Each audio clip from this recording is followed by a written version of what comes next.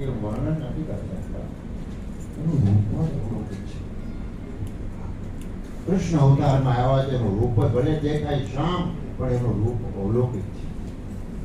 એ રૂપ એટલું અલૌકિક છે એટલા માટે જીવાત્માના ચિત્તને ચોરી લે છે.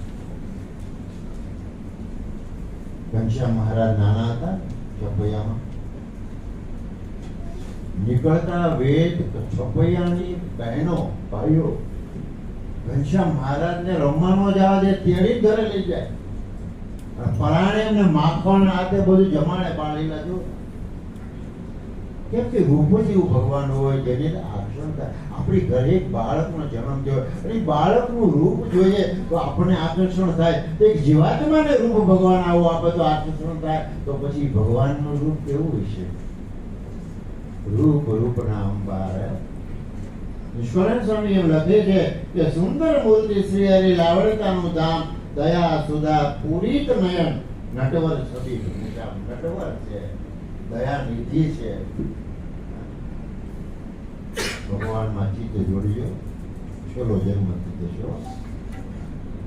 ભગવાનને માનજો, નાસ્તિકતા ના આવવા દેતા. આ જગતના વાતાવરણમાં અને આ જગતના જે આ શબ્દ સાંભળીને આપણા જીવનમાં નાસ્તિકતા ભગવાનને વિશે ના આવે એનું બહુ ધ્યાન પણ રાખવા કહ્યું. ભગવાન પવિત્ર ધર્મમય જે હોય જીવાત્મા એમની ઘરે ભગવાન પ્રગટ થાય છે. આજનો કઈ આનંદ અનેરો હોય છે. આપણી ઘરે છોકરાના બર્થડે આપણે ઉજવતા હોઈએ છીએ. એ આનંદમાં જગતના વાતાવરણ હોય છે અને ભગવાનનો જ્યારે આપણે બર્થડે ઉજવીએ કે એમનો પ્રાગટ્ય દિવસ ઉજવીએ એ આનંદમાં ભક્તિમય વાતાવરણ હોય છે. ઓલા આપણે ઘરે કઈ જે જન્મદિવસ છોકરાના દિવસ હોય તો એમાં કદાચ પુણ્ય પ્રાપ્તિ નહીં થતી હોય. ન પીવાનું કદાચ પીતા હોય, ન ખાવાનું ખાતા હોય તો એ તો અમુક પાપ ભેગું કરવાનું થાય. પણ ભગવાન જયારે પ્રગટ થાય અને ભગવાનનો જે આનંદ આપણે લઈએ, ભગવાન પ્રાગટ્ય દિવસ સામે લે, એમાં પુણ્યની પ્રાપ્તિ થાય છે.